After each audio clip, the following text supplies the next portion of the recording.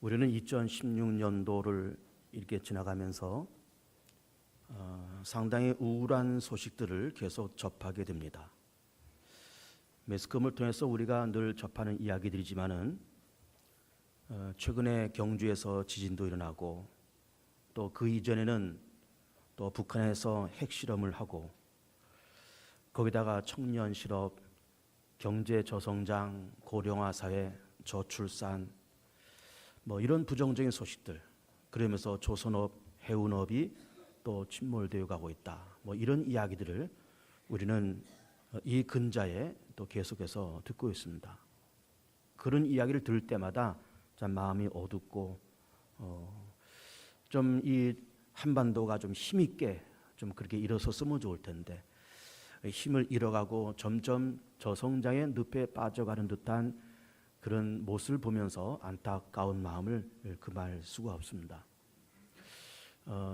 우리는 이렇게 참 불안하고 어두운 그런 소식을 들어가고 또 경험을 해가면서 이런 복잡한 사건과 문제 또 여러 가지 천재지변 이런 것들이 과연 하나님의 뜻일까 이런 생각을 해보게 됩니다. 그런데 우리는 신앙의 양심을 갖고 또 성경 말씀을 가만히 들여다보면은 그 모든 재앙들이 하나님의 뜻이 아니다라고 하는 것을 우리는 먼저 알 수가 있습니다. 왜 그런가 하면은 우리는 창세기 1장부터 보면은 대체 하나님이 천지를 창조하시면서 첫째 날부터 여섯째 날까지 천하 만물을 만드시면서 늘 마지막에 어떻게 말씀하셨는가 하면은 보시기에 좋았더라 그렇게 말씀을 하셨습니다. 그 보시기에 좋았다고 하는 그 말은 하나님의 계획과 의도된 대로 모든 피조물들이 그렇게 만들어졌다고 하는 것이고 그 모든 피조물들이 어떤 질서와 어떤 조화와 어떤 순리 속에 잘 움직여져 가고 있는 그 모습을 보면서 참 보시기 좋다 그런 이야기입니다. 그런데 우리는 예를 들면 하나님께서 세상을 창조하셨는데 막 지진이 일어나고 태풍과 해일과 난리가 일어나면서 그런 세상을 창조하시고 그런 모습을 보셨다 그러면은 보시기에 좋았다는 말씀을 안 하셨을 텐데 하나님께서 만드신 그 세상이 참 안정되고 참 평화스럽고 질서와 순리에 따라서 움직여져 가는 것을 보시면서 보시기에 좋다 그렇게 말씀을 하신 거예요. 그러니까 그렇게 보시기에 좋게끔 만드신 이 세상이 이렇게 시간이 지나가면서 복잡하고 천재지변도 일어나고 재앙과 난리와 난리의 소문을 들으면서 우린 세상을 살아가게 된 것은 이것은 하나님의 뜻이 아니고 하나님의 창조의 목적이 아니다 라고 하는 것을 우리는 먼저 알 수 있고 그런 여러 가지 재앙과 문제가 있는 그 이면에는 거기에는 분명코 인간의 죄와 밀접하게 관계가 있다라는 것을 볼 수가 있는 거예요. 인간의 죄와 밀접한 관계가 있다. 이걸 우리가 먼저 전제 조건으로 가슴에 담아놓고 우리가 이 설교를 여러분께서 들으셔야 됩니다. 제일 먼저 사건은 아담과 하와의 선악과 사건이죠. 선악과를 따먹으면서 하나님께서 보시기에 좋은 그 세상에 자꾸 파괴되어 갑니다. 그러면서 이 땅도 너로 말미암아 저주를 받고 아담과 하와가 범죄하고 선악과를 따먹은 그것 때문에 이 땅도 저주를 받았다는 거예요. 그래서 인간이 애쓰고 수고하고 노력해도 정당한 소산을 거두지 못하고 가시와 엉겅퀴와 찔레가 나는 찌르는 것들이 나타나는 그런 일들이 이 땅에 나타나는데 그 이유가 바로 인간의 죄 때문이다 이렇게 말씀을 하시고 있는 거예요.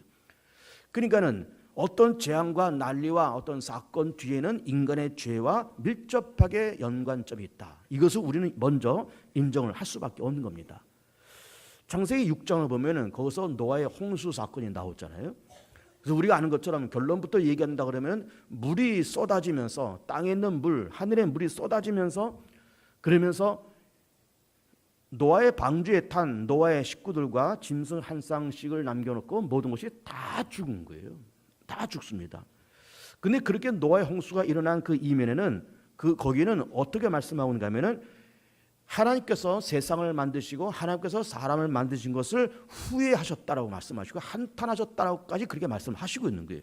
그러면서 그 당시 노아의 시대에 사람들의 마음의 생각과 모든 계획이 항상 악했다 이렇게 말씀하고 있어요. 항상 악한 거예요. 그래서 노아의 홍수의 사건이 우연히 일어난 사건이 아니라 인간의 범죄와 역시 밀접하게 관계가 있다라고 하는 것을 볼 수가 있는 겁니다. 이스라엘 민족의 출애굽의 시대는 대략 한 주전 1400년 이렇게 잡습니다. 그래서 홍해를 건너고 광야 40년을 지나면서 이제는 요단강 건너면 사모했던 족과 꿀이 흐르는 가나안 땅을 들어가게 되어 있습니다. 40년의 광야 생활이 다 끝났습니다. 그런데 그 40년 광야 생활이 끝나는 무렵에 이스라엘 사회에 큰 혼란과 회오리 바람이 붑니다. 그것이 뭔가 하면은 광야 40년을 막 끝내면서 마지막 도착한 지역이 시딤이라는 곳입니다. 모압 땅의 시딤이라는 곳인데 그 시딤 사람들이 바알 부올이라는 우상을 섬기고 우상 섬기는 그 제단에서 여자 사제들이 일을 했습니다. 이스라엘 남자들이 그 여사제들과 음란한 일을 벌이면서 그래서 하나님께서 그 땅을 진노하시면서 거기서 2만 4천 명이 죽습니다. 2만 4천 명이. 여러분 인구가 그렇게 많지 않던 때에 2만 4천 명이 죽었다는 것은 굉장한 사건이에요. 2만 4천 명이 죽습니다. 그러니까 시딤에서 2만 4천 명이 죽었다라는 그 사건 이면에는 인간의 범죄가 그 속에 도사리고 있다라고 하는 것을 볼 수가 있는 거예요. 자, 우여곡절 끝에 출애굽이 끝나면서 가나안 땅에 도착을 합니다. 한 1360년경에 가나안 땅에 도착하고 사사 시대가 지나가면서 이제는 사울 시대를 시작하면서 이스라엘 나라가 세워집니다. 두 번째 왕 다윗입니다. 대략 한 주전 1000년경 잡으면 됩니다. 다윗은 이스라엘의 여러 왕들 가운데서 가장 존경받고 추앙받는 왕이잖아요. 그렇지만 다윗에게도 몇 가지 오점이 있었습니다. 그 오점이 뭔가 하면은 인구조사를 한 오점이 남아 있습니다. 인구조사를. 그럼 인구조사를 한 것이 왜 오점일까라는 생각을 하게 됩니다. 우리나라도 5년에 한 번씩 인구조사 하잖아요. 인구주택 총조사를 5년에 한 번씩 그렇게 합니다. 센서스라고 그렇게 얘기하잖아요. 다윗도 인구조사를 하고 싶었습니다. 그런데 인구조사를 한다고 하는 것은 그 자체가 죄는 아니었어요. 인구조사해서 자 우리 각 지파별로 사람이 몇 명이다. 그래서 그 조사된 내용을 토대로 해서 이제는 경제, 정치를 펼쳐나가면서 그렇게 해야 되는 것 아닙니까? 나라의 국정을 펼쳐나가기 위해서는 인구가 조사돼야 펼쳐나갈 수 있기 때문에 인구조사를 했다는 것 자체는 절대로 죄가 아니에요. 그런데 뭐가 죄가 되는가 하면 그 동기가 죄가 되었습니다. 그 동기가. 자, 우리가 잘 아는 것처럼 다윗은 신실한 믿음의 사람 아닙니까? 양을 치는 목동이었고 골리앗을 쓰러뜨리고 이스라엘의 두 번째 왕이 되었고 사울의 집안과 오랜 동안 갈등이 있었지만은 하나님께서 다윗과 함께 하심에 사울의 집안은 점점 약해져가고 다윗의 집안은 점점 강해져가는 그런 축복을 받은 믿음의 사람입니다. 또 우리 시편을 바라보면은 다윗의 시를 여러 군데를 통해서 우리는 찾아볼 수 있는 겁니다. 그 유명한 나의 힘이 되신 여호와여 내가 주를 사랑하나이다 라는 시를 통해서 그를 시점으로 해서 또한 23편에 여호와는 나의 목자신 내가 부족함이 없으리로다 그런 고백. 그러면서 그 수많은 다윗의 그 시편을 보면은 다윗이 정말로 멋진 믿음의 사람이고 신앙의 사람인 것을 알 수가 있는 거예요. 그러면서 사울의 핍박을 받고 그리고 또 여러 전쟁의 위기를 거쳐가면서 다윗은 그 전쟁의 위기 속에서 내가 여호와를 의뢰하여 담을 뛰어넘으며 내가 하나님을 의지하여 적군에 달리나이다. 그러면서 그 위기 속에서 언제나 하나 앞에 기도하고 하나님을 의지하고 여호와를 의뢰하고 그러면서 담을 뛰어넘고 적군에 달리면서 오직 여호와 하나님을 의지하는 믿음과 기도의 힘을 가지고 전쟁터에 나가서 그 전쟁에서 날마다 이겼던 거예요. 그랬던 다윗입니다. 하나님을 의지하고 하나님 앞에 예배하면서 하나님께로부터 힘을 공급받아서 일하면서 승리를 경험한 그런 다윗입니다. 그런데 이제 나라가 점점 안정되어 갑니다. 이제는 이웃 나라를 다 정복해서 다 굴복시키고 나라가 이제 정치, 경제, 문화, 국방 모든 면이 다 안정되어 가고 동시에 아주 강력한 나라가 되었습니다. 그러면서 그 전까지는 다윗이 늘 참 겸손하게 하나님 앞에 나가서 기도하고 살려달라 그러고 도와달라 그러고 내가 여호와를 의뢰합니다. 의지합니다. 이런 고백을 가지면서 살았던 다윗이 나라가 점점 커지면서 슬슬 그의 눈이 어디로 가는가 하면은 이제 군대에 눈이 가기 시작하는 겁니다. 아, 힘은 군대로부터 나오는 거로구나. 그러면서 군대가 막강하고 군대의 힘이 강해되고 그래서 점차 하나님을 의지하는 그 마음에서 군대를 의지하는 마음으로 그 마음이 슬슬 변질되기 시작하는 겁니다. 그래서 인구조사를 한 거예요. 인구조사했다는 그 자체가 나쁜 것이 아니고 그것이 죄는 아니지만 그 동기가 대단히 불순한 동기를 통해서 인구조사가 시작된 겁니다. 어쨌든 인구조사가 끝났습니다. 하나님께서 다윗한테 세 가지를 던집니다. 다윗, 네가 인구조사를 한 것은 나를 떠나서 군대를 의지하려는 마음에서 너는 인구조사를 했지. 너는 처음부터 그런 사람이 아니었다. 너 점점 변질돼 가는구나. 미안하지만 내가 이 나라와 너한테 내가 재앙을 내릴 텐데 세 가지 가운데 하나를 택해라. 3년 동안에 이 땅에 기근이 들 건지, 석 달 동안 네가 이방 군대 침략을 받으면서 쫓겨다닐 건지, 아니면 전염병이 돌아서 사흘 동안에 전염병이 들 건지 너 택해라. 그랬더니 다윗이 그 앞에서 회개하지요. 그러면서 정말로 사흘 동안에 전염병이 돌면서 7만 명이 죽습니다. 7만 명이. 그 사건이 이것이 출애굽의 시대와 이스라엘 나라 초창기에 일어났던 엄청난 그런 사건이었어요. 출애굽하면서 시딤에서 2만 4천 명이 연병해서 죽고 다윗 시대에 7만 명이 죽는 그런 재앙을 만난 거예요. 그러니까는 시딤에서 2만 4천 명이 죽었다라는 그 재앙 이면에는 이스라엘 남자들의 범죄가 있었고 7만 명이 죽은 다윗 시대에 7만 명이 죽은 그 사건 이면에는 다윗의 믿음의 변질, 교만함, 하나님을 버리고 군대를 의지하고자 하는 그런 불신감을 통해서 하나님은 그런 재앙과 진노를 이스라엘 땅에 그렇게 내리신 겁니다. 그러니까 우리는 가끔에 이런저런 어둡고 부정적인 소식을 이렇게 들으면서 그런 소식을 들으면서 그 모든 것들이 우리 한국 사람들의 특별히 믿음의 사람들의 먼저 믿는 우리들의 범죄와 탈선과 우리의 불순종과 우리의 믿음 없음이 우리의 기도 없음이 우리 의지함 없음이 그 모든 것의 원인이 되고 있다는 것을 우리 일단은 인정을 해야 됩니다. 싫어도 좋아도 이건 일단은 인정을 해야 됩니다. 물론 모든 사건이 모든 재앙이 죄 때문에 온다라고 그렇게 말하기에는 약간 무리가 있는 것은 사실입니다. 예를 들면 그 실로암 사건을 보면 날 때부터 소경된 사람을 예수님께 데리고 와서 이 사람의 이렇게 날 때부터 소경된 이 이유는 이 사람의 죄 때문에 그렇습니까? 아니면 이 부모의 죄 때문에 그렇습니까? 예수님이 그렇게 묻습니다. 그래서 예수님이 하셨던 말씀이 이렇게 이 사람의 소경된 것은 이 사람의 죄 때문에 그런 것도 아니고 이 부모의 죄 때문에 그런 것도 아니고 하나님께서 하시고자 하는 일을 나타내려 함이라. 그렇게 말씀하셨던 거예요.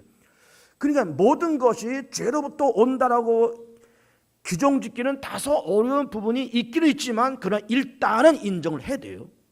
일단은 이게 내 죄 때문에 그렇지. 대한민국 사람의 죄 때문이요. 먼저 믿는 우리의 죄요. 우리의 허물 때문에 세상에 이렇게 어렵게 되었고 천재지변과 전쟁과 이런 난리 소문이 우리의 범죄, 우리의 허물, 우리의 불순종, 우리의 믿음 없음, 우리의 감사치 못함, 우리 자족하지 못함, 우리 기도하지 못함을 통해서 이런 일이 이 한반도 땅에 왔다라고 하는 것을 일단은 인정을 해야 됩니다. 일단은 인정을 해야 됩니다. 그래서 우리는 이렇게 요 근래 어두운 소식과 부정적인 소식을 우선 계속 들어가면서 세 가지로 정리를 하면서 말씀을 드리고자 합니다. 세 가지. 첫 번째는 깊은 회개와 자복함이 필요합니다. 깊은 회개와 자복함이 필요합니다. 하나님이여 이 민족이 이렇게 어려움을 당하고 있습니다. 지진도 일어납니다. 우리 한반도는 지진과는 아무런 관계없는 지진 안전 국가인 줄 알았는데 지진이 일어나가지고 지금 경주와 경상북도와 대한민국 이 한반도가 어려움을 당했습니다. 거기다가 설상가상 이북에서는 핵실험까지 하고 있으면서 이 땅에 전쟁의 기운이 돌고 있습니다. 우리 하나님이 우리가 먼저 자복하고 회개하니 이 민족 가운데 긍휼함을 베풀어 주옵소서 라고 하는 회개와 자복 운동이 분명히 필요한 겁니다. 분명히 필요합니다. 놀라운 것은 기독교 성장 그래프와 경제 성장 그래프가 아주 비슷하다고 하는 거예요. 아주 비슷하다고 하는 거예요. 여러분 생각해 보세요. 우리 개신교가 가장 급속도로 성장되었을 때가 언젠가 하면은 70년대와 80년대 초입니다. 기독교가 급하게 성장된 그때예요. 그리고 우리나라 경제도 급속하게 연 12%, 연 13%까지 성장했던 때가 바로 그때입니다. 70년대와 80년대 초는 12%, 13% 성장했습니다, 여러분. 요 근래는 2%니 3%니 사실은 2, 3%도 아니고 요즘은 제로고 때로는 마이너스도 있습니다. 요즘. 마이너스 성장도 있습니다. 그러나 70년대, 80년대 초는 12%, 13% 성장했습니다. 그러니까 기독교 성장 그래프와 경제 성장 그래프가 거의 비슷해요. 그러면서 우리나라가 이제는 먹고 살 만한 나라가 됐고, 동시에 마이카 시대가 열린 때가 언젠가 하면 그것이 바로 88년 올림픽 때입니다. 그 올림픽을 지나면서 우리 대한민국 또 좀 먹고 살 만한 나라가 되었어. 그러면 마이카 시대까지 그게 열렸습니다. 그런데 놀라운 것은 그렇게 먹고 살 만한 때가 되었다, 마이카 시대가 되었다라고 하는 그때부터 기독교 성장이 둔화되기 시작하는 거예요. 물론 경제 성장도 둔화되고, 그러면서 2000년대를 넘으면서 이제는 저성장, 심지어 마이너스 성장까지 가는 거예요. 경제도 마이너스 성장, 교회도 마이너스 성장, 기독교도 마이너스 성장, 이렇게 돼 가고 있는 게 놀라운 얘기 아닙니까? 그것은 뭘 반증하는가 하면은 기독교의 열기가 뜨겁고 믿는 사람들의 기도와 열심과 하나님 향한 그 열정과 예배의 열정과 기도의 열정과 전도의 열정과 교회 부흥의 열정이 일어났을 때에는 경제도 부흥되는데, 교회의 열정이 식어지고 기도가 식어지고 예배가 식어지고 감사가 식어지고 하나님 향한 우리의 믿음이 식어지면서 경제의 성장도 동시에 식어져 갔다라고 하는 거예요. 그러니까는 모든 문제를 그 뒤에 죄가 있다라고 그렇게 매도하기에는 다소 부족함이 있지만 그래도 그래서 우리는 싫던 좋던 인정할 수밖에 없는 거예요. 지금 경제가 둔화되고 심지어 마이너스 성장까지 가고, 북한에서는 핵실험을 하면서 전쟁의 기운이 돌고 심지어 지진까지 일어나면서 지금 안전지대가 없는 이 한반도에서 우리가 살면서 그렇게 된 까닭은 모든 우리 5천만 대한민국 국민들의 범죄가 있기도 하지만 우리 기독교의 침체와 믿음이 식어지고 열정이 식어지고 감사가 식어지고 부흥에 대한 열정, 전도에 대한 열정, 예배에 대한 열정, 하나님의 사랑 열정이 식어짐을 통해서 경제도 식어지고 이 한반도에 어려움의 문제가 점차 찾아왔다라는 것을 우리는 인정할 수밖에 없는 거예요. 인정할 수밖에 없는 것입니다. 깊은 회개와 깊은 자성과 자복함이 필요한 겁니다. 하나님이여 이 대한민국을 불쌍히 여겨 주옵소서. 하나님은 대한민국 기독교를 불쌍히 여겨 주옵소서. 우리가 기도 쉬는 죄를 범했고, 우리가 예배를 소홀하게 드렸고, 우리가 주일 성수하지 못했고, 내가 감사하지 못했고, 기도의 열정을 잃어버렸고, 부흥의 열정과 전도의 열정을 잃어버렸고, 우리가 예배 공동체에서 어떤 사랑도 식어졌고, 이것에 대한 우리의 범죄에 대한 하나님의 진노임을 우리가 고백하면서 하나님이여 우리가 이제는 그 모든 것을 벗어버리고 우리가 감사하고 기도하고 전도의 열정, 부흥의 열정, 교회 성장의 열정, 그 예배의 열정을 가지고 그렇게 나아가겠으니 이 한반도를 불쌍히 여겨달라고, 그렇게 우리 모든 믿음의 1000만의 기독교 인구와 5천만의 대한민국 우리 국민들이 함께 하나님 앞에 엎드려 자복하고 회개할 때 하나님께서 이 땅을 긍휼히 여기시는 작업이 일어나게 될 줄로 믿는 겁니다. 자복하고 회개됩니다. 자복하고 회개됩니다. 두 번째는 하나님의 주권됨, 하나님의 주님 되심을 우리는 인정해야 됩니다. 하나님의 주님 되심을. 우리는 오늘 본문은 마태복음 14장을 선택했습니다. 이 마태복음 14장은 오병이어 사건이 그 전반에 나와 있고, 우리가 읽은 이 말씀은 오병이어 사건 그 뒤에 나오는 말씀이에요. 오병이어 사건 우리가 잘 알고 있는 사건입니다. 물고기 2마리 떡 5개로 예수님께서 축사하시고 떼어서 5,000명을 먹이시고 12바구니에 남은 사건이에요. 그리고서는 그 사건을 끝내고 나서 예수님께서 깊은 산에 들어가서 기도를 하셨다는 거예요. 그랬더니 사람들과 제자들이 밤중에 바다를 건너서 예수님에게 찾아옵니다. 왜 찾아왔을까요, 여러분? 빵이라고 하는 것은, 떡이라고 하는 것은 그걸 먹으면 서너 시간은 좀 자족할 수 있겠지만 서너 시간 되면 다 꺼지지 않습니까? 그럼 또 빵이 필요하고 또 떡이 필요하고 또 생선이 필요한 겁니다. 예수님을 다시 불러서 예수님 앞에 어쨌든 뭔가 드려서 다시 한번 오병의 기적을 일으켜서든 먹거리를 좀 해결하자, 그 소망을 가지고 예수님을 찾아오는 거예요. 한밤중에 찾아옵니다. 급하니까, 지금 급하니까.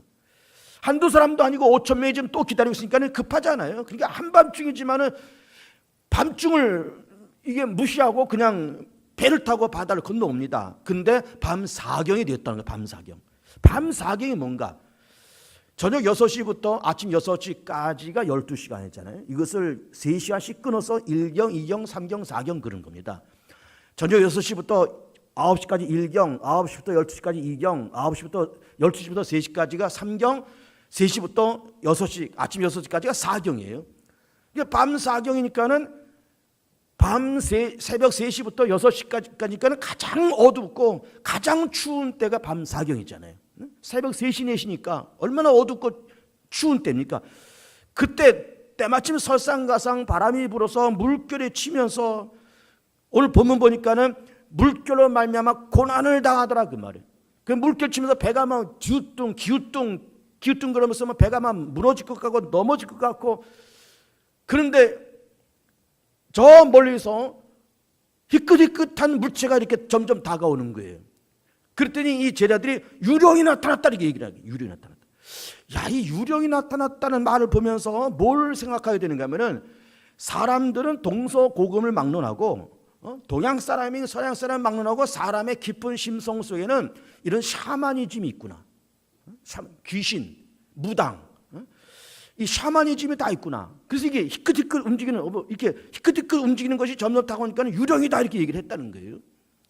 여러분, 우리 양복은 이렇게 입고서는 단추를 딱 채우고 바지도 딱 입고 혁대를 딱 매면 단정하잖아요. 근데 유대인들의 옷이라는 것은 이건 옷의 개념이 아니고 그냥 둘둘 마는 그냥 천이죠, 천. 이걸 둘둘 말아서 그냥 이렇게 허리띠 하나 질끈 동여 매는 게 이것이 옷인 거예요. 그리고 이걸 또 허리띠에 풀러서 펼쳐놓으면 그냥 네모 번듯한 그냥 포대기예요, 포대기. 이불 포대기 같은 거. 정말로 그거를 그냥 잘 때는 깔고 덮고 그렇게 자고 아침에 나서 또 그 둘둘 말아서 또 몸에 휘휘 감고 허리띠 이게 질끈 동여 매면 또 그것이 옷인 거예요. 그 이 옷이라는 거, 유대인들의 옷이라고 하는 것이 이게 허리띠에 풀러지면은 그냥 막 이렇게 흔들흔들거리면서 정말 이게 보기가 좀 그렇죠. 예수님께서 바람이 부니까는 이 옷자락이 이렇게 흔들흔들 그러니까는 제자들이 저 유령이다 이렇게 얘기를 했던 겁니다.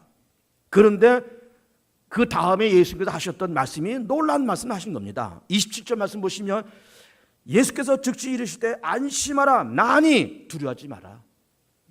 안심하라 나니 두려워하지 말라. 여기서 우리가 주목해서 보고자 하는 단어가 뭔가 하면 나니 이 말이 나니. 나다. 나야 이렇게 말씀하고 있어요. 이 나다는 말씀이 뭘까? 우선 우리가 정황대로 놓고 보면 나야 나. 너희들 나 유령으로 보지 나 유령 아니야. 너희들의 스승 너희들의 선생 나 예수야 나야. 이 말씀으로도 해석할 수 있겠지만 여기서 나다 이 말은 내가 창조주다 이 말이에요. 내가 세상의 주인이다 그 말씀인 겁니다. 내가 세상의 주관자야 그 말씀인 겁니다. 내가 창조주야 그 말씀인 거예요. 내가 세우면 허물 자가 누가 있겠으면 내가 허물면 세울 자가 누가 있겠느냐. 내가 풍랑을 일으킨 것도 내가 일으킨 것이고 잔잔케 하는 것도 내가 잔잔케 하는 것이고 내가 창조주 내가 세상의 주인이야 내가 주관자야 이 말씀을 하시고 있는 겁니다. 하나님이 세우면 무너뜨릴 자가 없는 것이고 하나님께서 무너뜨리면 세울 자가 없는 거예요. 모든 것의 주권은 하나님께 있습니다. 여러분, 모든 것의 주권은 하나님께 있습니다. 여러분 보세요. 얼마 전에 북한에서 핵실험 이렇게 하면서 우리는 전쟁에 대한 위기를 이렇게 느낍니다. 전쟁에 대한 위기를 느끼는 겁니다. 근데 여러분, 전쟁이 일어날까요? 안 일어날까요? 전쟁이 일어날 수 있습니다, 여러분. 왜? 하나님이 허락하면 전쟁이 일어나는 거예요. 또 그러나 하나님께서 전쟁이 일어나지 않을 수도 있습니다. 왜 그럴까요? 하나님이 막으시면 전쟁이 일어나지 않습니다. 왜 그럴까요? 성경에 있는 말씀처럼 전쟁은 여호와께 속한 것이라 했거든요. 전쟁은 여호와께 속한 거예요.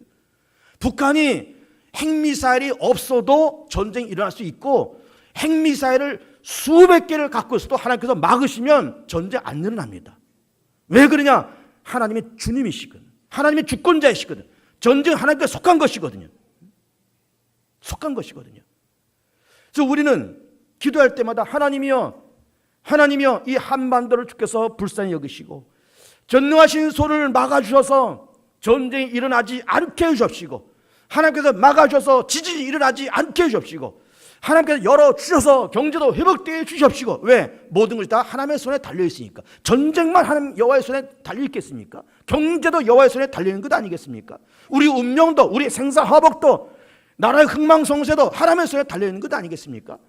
하나님의 손에 달려있으니 여호와여 당신이 주님이십니다. 당신이 주권자이십니다. 당신이 열면 닫을 자가 없고 당신이 닫으면 열 자가 없으며 당신께서 허락하지 않으면 전쟁이 일어나지 않을 것을 믿사오니 여호와 하나님이 이 한반도를 불쌍히 여겨셔서 아버지여 전쟁이 일어나지 않게 해주소서라고 우리가 그렇게 먼저 믿는 우리들이 통회하고 자복하고 회개하고 기도하면 하나님께서 모든 것을 막아주실 것을 분명코 믿는 겁니다. 분명코 믿습니다. 우리는 지난 20세기 때 효리바람 같은 그런 어려움을 만났습니다. 일제강점기 36년, 그리고 6.25 전쟁을 만났습니다. 그리고 우리가 일제로부터 강점기를 만나면서 고통스럽게 그렇게 있으면서 나라의 자유도 없고 주권도 없고 그렇게 수탈당하면서 30여 년을 그렇게 살았을 때 하나님께서 어쨌든 2차 세계대전에서 연합군과 미국이 승리하게 만드시고, 그러면서 국제사회의 결의를 통해서 우리 대한민국이 45년의 해방과 자유를 맞이하게 된 거예요. 누구의 역사일까요? 하나님의 역사입니다. 하나님의 역사예요. 1950년대 6.25 전쟁이 일어났습니다. 하나님께서 세상 모든 나라들과 유엔군들 마음을 감동하여서 유엔의 16개 국가가 이 나라에 와서 전쟁하고 메가더 정권이 인천 상륙작전에서 북한군의 보급선을 딱 끊어놓고, 그러면서 우리가 이 전쟁을 이기고 전쟁이 끝난 거예요. 눈에 보이는 것은 유엔군의 도움이 있었고 눈에 보이는 것은 메가더 장군의 인천 상륙작전이 있었지만 그 뒤에는 하나님의 역사가 있었음을 믿고 고백해야 됩니다. 하나님께서 그렇게 하신 거예요. 하나님께서 이 나라를 불쌍히 여기셔서 일제강점기에서 해방시켜 주시고, 하나님께서 이 땅을 불쌍히 여기셔서 전쟁도 막으시고 전쟁도 끝나게 하신 거예요. 왜? 모든 것이 여호와의 손에 달려있기 때문에 그렇습니다. 달렸기 때문에.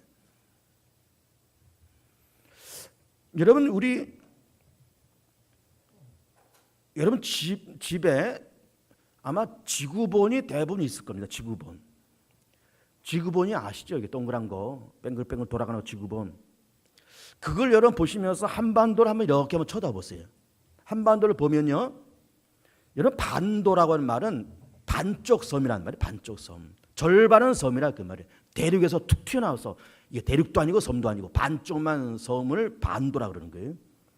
그래서 우리 한반도입니다. 한반도인데 우리 여러분 지구본을 이렇게 놓고 보시면서 한번 대한민국 한번 이렇게 한번 쳐다보세요. 그러면요, 우리는 한반도 그러지만 미안하지만 우리 대한민국은 반도가 아닙니다. 반도가 아니고 섬나라예요. 섬나라. 우리 대한민국이. 목사님 무슨 저런 말씀하실까 좀 그러겠지만 우리나라가 섬나라입니다. 왜 섬나라인 줄 알아요? 우리 영국이나 일본만 섬나라 그러지만 우리나라도 섬나라예요. 왜 그런가? 삼면이 바다잖아요. 그리고 북쪽으로 갈 수가 있어요? 북으로 가는 길이 막혔잖아요. 휴전선 때문에. 북한 때는 막혔잖아요. 그러니까 북쪽 막히고 바다로 막혀서 우리나라도 섬나라입니다, 여러분. 섬나라. 거기다가 우리나라 그다지 넓은 땅이 아니에요. 우리나라가 21만 평방킬로미터입니다. 이 한반도가. 북한이 11만 평방킬로미터, 우리 남한이 10만 평방킬로미터. 그래서 북한이 약간 더 넓어요. 여기서 5천만 명이 삽니다. 가만히 한반도를 쳐다보면은 참 이거 섬나라인데, 대한민국 섬나라인데 한때는 몽골한테 침략당하고 중국한테 침략당하고 일본한테 침략당하고 여기저기서 사방팔방 침략당했는데 그럼에도 불구하고 이 작은 한반도가 5,000년의 역사를 갖고 지금까지 맹맥히 살아온 거예요. 하나님께서 함께 하시고 하나님께서 불쌍히 여기시고 하나님께서 지키실 것을 지키시고 막으실 것을 막으시고 열어주실 것을 열어주셔서 하나님의 은혜와 자비 속에 우리가 이만큼 살아온 것을 먼저 하나님 앞에 감사하길 축복합니다. 하나님 감사합니다.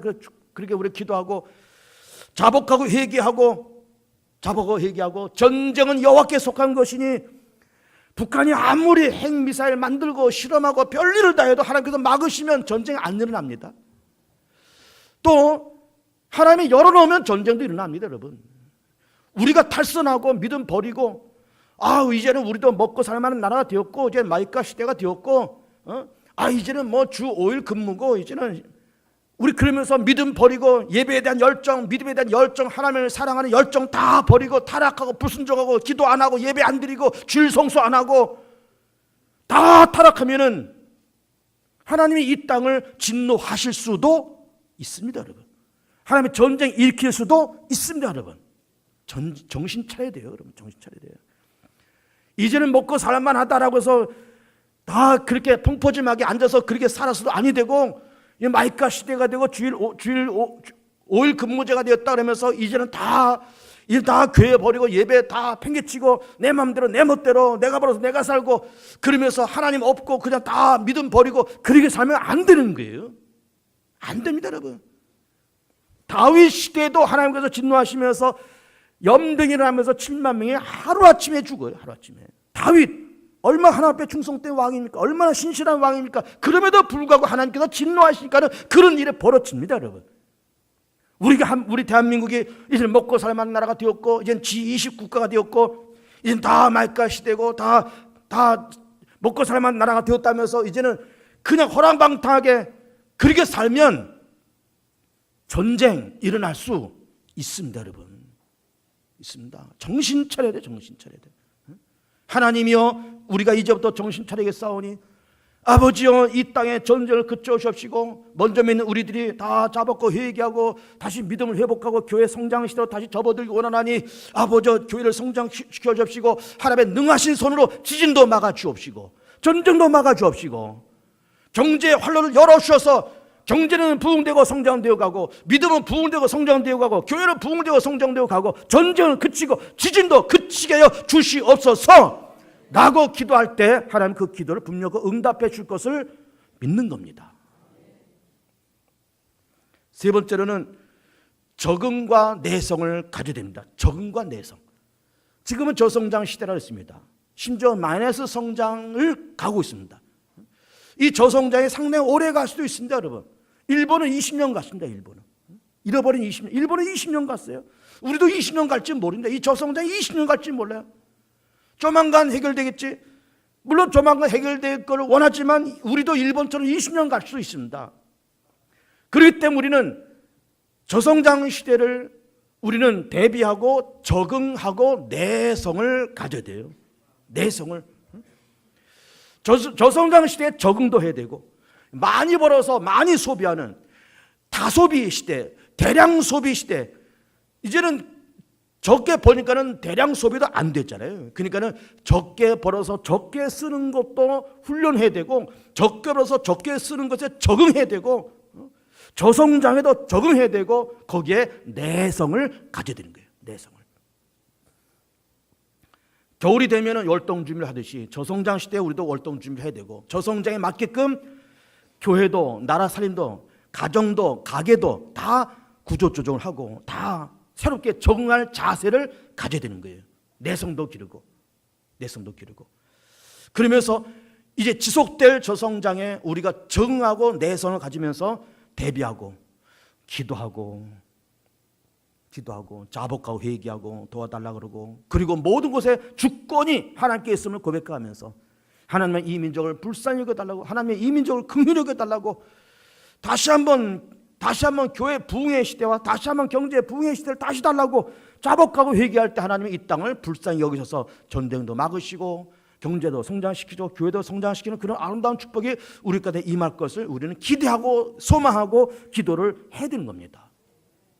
구약의 선지자들은 이렇게 고백했습니다. 하나님이여, 칼을 쳐서 낫을 만들게 하시고 창을 쳐서 보습을 만들게 해주셔서 그 보습은 쟁기를 말하죠. 쟁기를.